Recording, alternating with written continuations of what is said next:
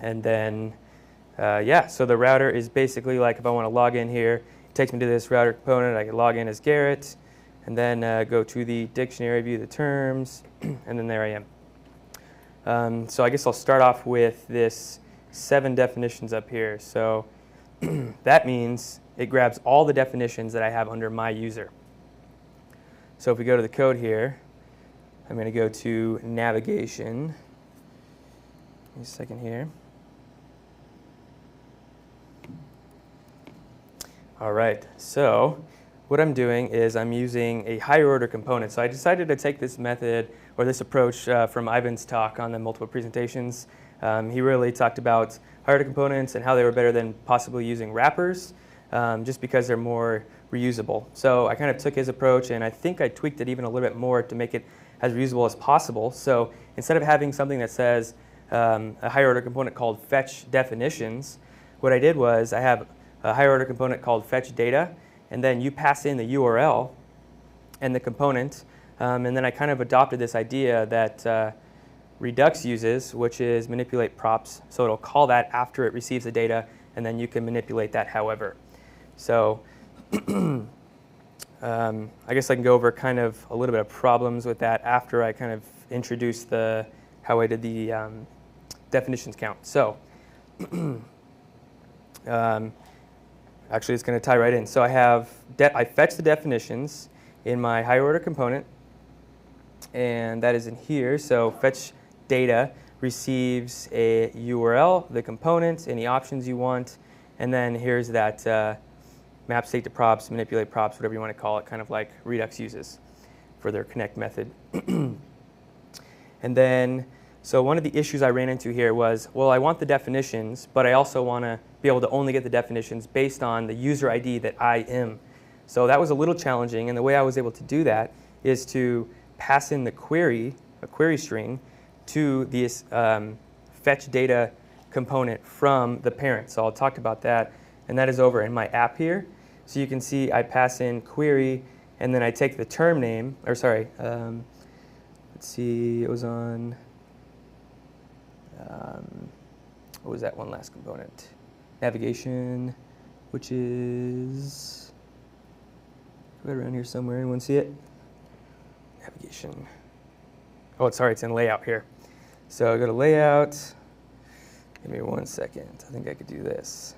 Do you want me to hold the mic? No, it's okay. I got it. Thanks. Oh, wrong. Okay. Might be best, actually. Yeah. Thank you. I don't know how you use a computer with one hand. It's impossible. Thanks, Jason. Appreciate it. All right. Let's get this thing going here. So I go to layout here. All right. So layout takes the logged in user from the props, and then it generates that query. So if we have a logged in user, then we pass the user ID down to navigation here. So then we're going to go back to our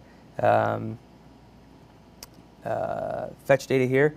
So this receives the query, and then if that's the case, then it adds it to the props, and actually, sorry, it appends that to the URL, and then we fetch the data under that user ID. So that's just a little workaround I did. That was actually one of the pitfalls to using this approach, where a wrapper component might be better, I guess. And then we'll move on to, let's see, after that we have term container here. So term container is when you go to, sorry, go this way here.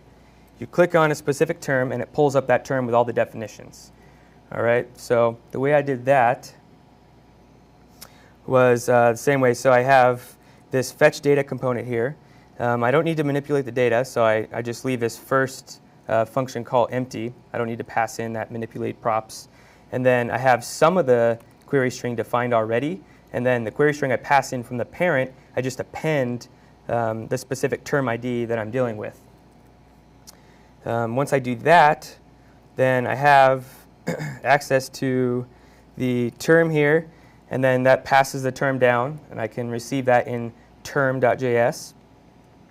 Now this here is going to have the definitions attached to it, and all that under the specific term. So that's how I was able to get this to work. So these are actually the same component you see here, full stack and then full stack.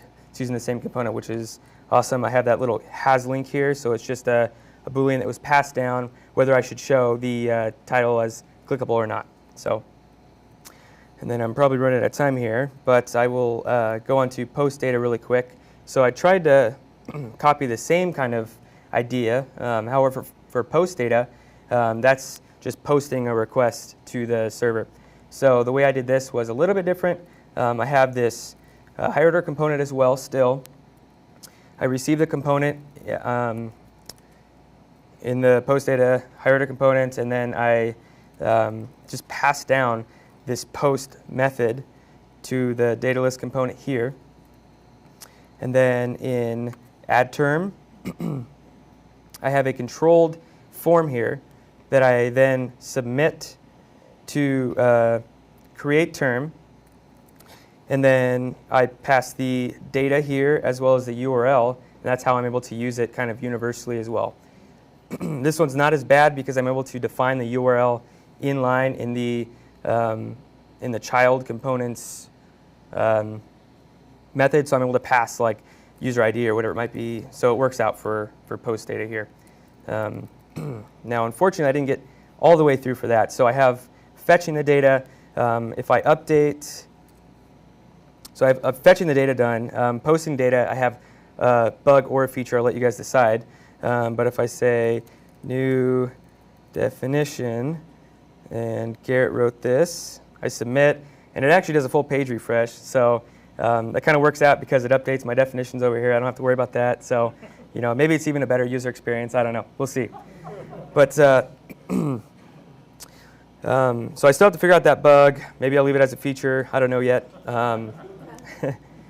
But it does populate here, and we receive that new data. So another pitfall I found was, how do I get the new data that I just posted from my post data component over to my fetch data component?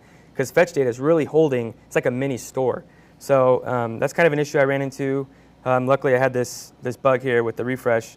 But yeah, that's something to consider with this approach. And then I also addressed the other issue with not being able to pass specific parameters, such as the query string. You kind of have to add an extra step, which can kind of be unfortunate. But as far as, excuse me, as far as like bootstrapping and whatnot, it might be just as easy as using Redux. I'm most familiar with that, so this took me a little bit longer. But this could be, if you get used to it and you figure out, like, get all the quirks out of the way, this might be an easier approach. And I hear a lot of people trying to say, move away from Redux and whatnot. You don't need it for, you only need it for like shared app state. And so I don't really know, is 8 definitions shared app state? Possibly. But for right now, I'm just fetching that inline. So those are just some questions to consider, some issues I ran into. And I think I'm pretty close to my time here. But I'll pass it on to the next person. I hope that was somewhat beneficial to people. And I'm also willing to answer questions if need be.